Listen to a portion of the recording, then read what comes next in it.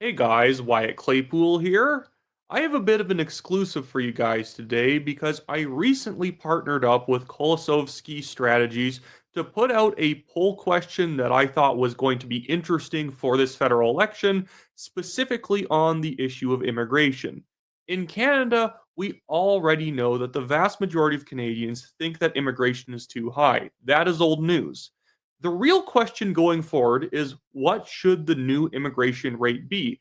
How many new permanent residents should be able to enter the country per year to get on a path to becoming Canadian citizens? Because we all know that 500,000 a year, like it used to be, and right now around 400,000, is still way too high. And it's going to not only make housing unaffordable, but it ends up destroying the social cohesion of the country when you constantly have hundreds of thousands of people entering the country every year who we don't really know if they actually care about Canada. They might just be coming here because it was a better opportunity than where they came from. So I want to get into the specific results we got because they are very, very telling about Canadians' attitudes about immigration reform right now. But before I get into that, guys, I just want to remind you, make sure to like this video, subscribe if you like my federal election coverage and you want to keep up with it, as well as leave a comment. What do you think about immigration? What do you think the permanent residency number should be per year on people allowed to come into the country to get on a pathway to citizenship? That will be our comment section question of the day, I guess. So now I want to get into it. So I have two charts to show here. The first is just the overall what do Canadians think about the proposal that I had made? The proposal is that what if we took our current immigration rate, which over the past 5 years has been an average of 450,000 permanent residents per year, and we brought that down to just around 100,000? Is that acceptable to most Canadians? Because I've been told by so many experts, people who very much, I would say, have overdosed on conventional political wisdom, would say that's too low. Most people are going to chafe at that number because it sounds too restrictionist. I can tell you, most Canadians want it to be that way. So here is the first chart from Kolosowski Strategies, and this is an online panel that had 196 respondents. So this is a big poll. So the question is, in the last 4 years, Canada has brought in approximately 450,000 permanent immigrants per year. Would you support or oppose reducing this number to approximately 100,000 per year?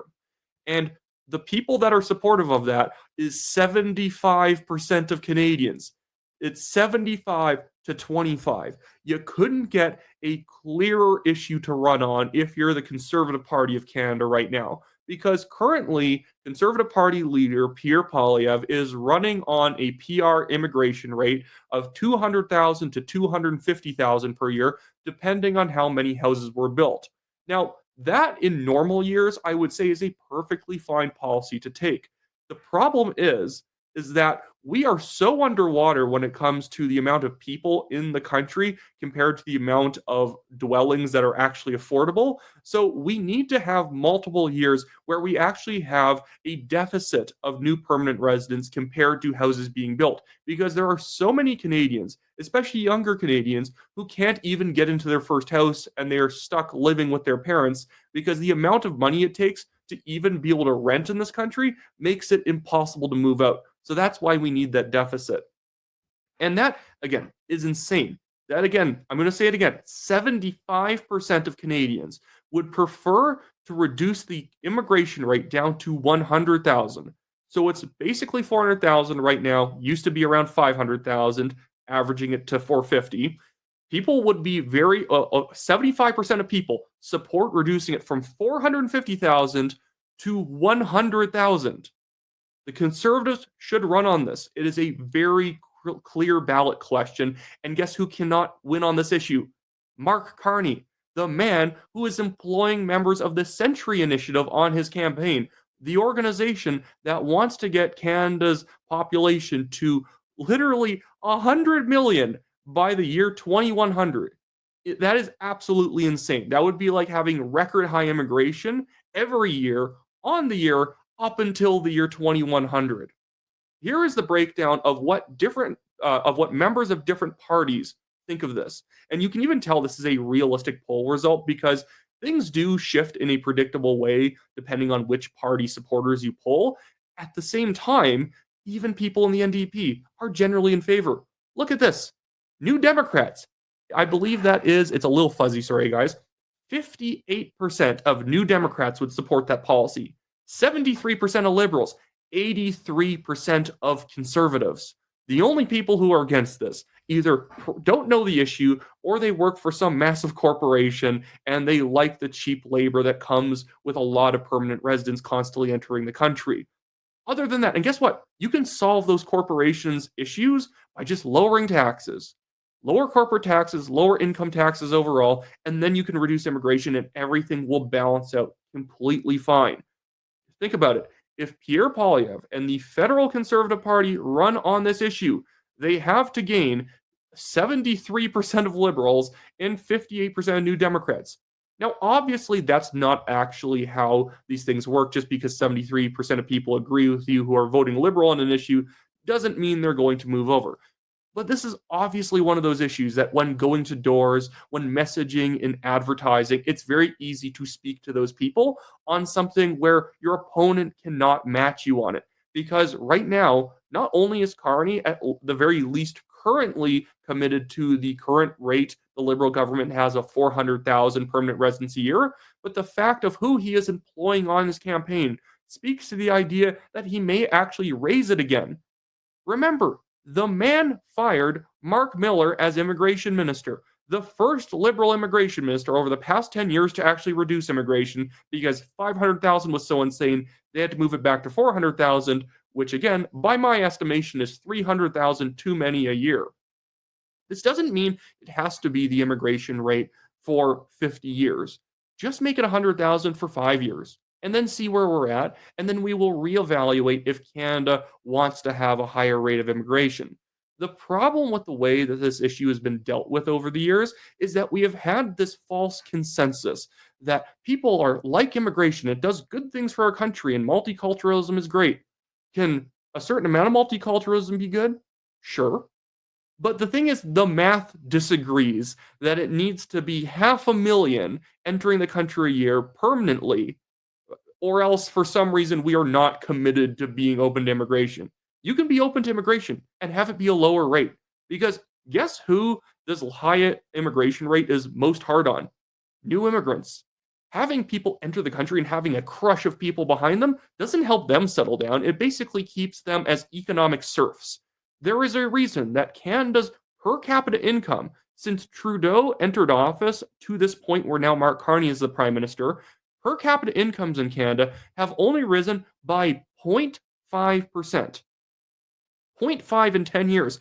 The second worst country in like the G7 is at like, I believe it's like 10%. Like their wages have gone up substantially. No place has suffered as badly as Canada because of mass immigration. And then in the last 5 years, I believe, actually, our per capita incomes have been going down since then. Because for the first few years of the Trudeau government, we were going up. And then it's only 0.5% growth right now. Because then we've gone down so much, it's basically wiped out all of the gains that were previously made. I don't want to sound like a broken record. This is an extremely smart policy to be running on. Cap immigration at 100,000 to 150,000 per year, have a values test in place, have a strict point system. You don't get to bring in 10 dependents with you. You basically get to bring in your immediate family, and that is it. If other people want to come behind you, they have to apply on their own. We don't do chain migration because it is hurting our country and it's not even good for the economy. Because when you bring in dependents, especially older dependents, you're bringing in people who aren't working, who are not contributing to the tax pool. Why do you think the ERs are lined up? It's a lot of people who have not paid into the healthcare system, who hear they're free healthcare and will show up for pretty much anything. The nurses who work at hospitals will tell you it's a lot of new immigrants who actually tend to take up a lot of space in ERs because they just don't understand the system is effectively there for emergency services. Not that I want to see the doctor right now, it's just a different culture. So anyways, that should be mostly it for me today on this one. I know this is a very insular or small issue to be talking about for a single video, but sometimes we need to dig down on a specific policy like this. Thank you, Kolosowski Strategies, for covering this for me. They just offered to do a question that I suggested, and it worked out well. I think it was interesting. Hopefully, they'll do release some more stats when it comes to the federal election. And by the way, I want to do a little bit more polling coverage this week because, again, I've been predicting it. It's been taking longer, and I will admit it's been taking longer than I thought to happen. But we are now seeing a bunch of polls starting to reverse their trends. Even Liaison is starting to show a reversal, and they're the polling company that was recently linked to a bunch of CCP front groups. And even they're showing things tighten up for the conservatives. Innovative Research, who I actually like a lot, for a little bit, they showed the liberals leading by a couple points. They used to show the conservatives ahead by like 10 points about a month and a half ago. And then it really tightened up. The liberals took a small lead. Now the CPC is back, +1 in their poll. I don't expect that the conservatives are going to jump ahead super massively right away. But when you then factor in a lot of non-voters are going to be showing up for the conservatives, this election could look very different on election day than what we will see in the polling. Polling is still useful. Obviously, don't look at Ecos, don't look at Angus Reid. Their polls are crap, at least in my opinion. But what I would say though is polling tells you the general vibe of the election. Where is the momentum? Where are the sands shifting? It doesn't mean the numbers are going to be exactly accurate to what's happening on election day. But obviously, if we start seeing the conservatives slide up in these polls, if you assume that the conservatives are going to do better than the polls are saying, it's still useful to know that these polls who are maybe overestimating the liberals are starting to move towards the conservatives. They are picking up something happening, even if they are not one-to-one accurate with what's going to go down on election day.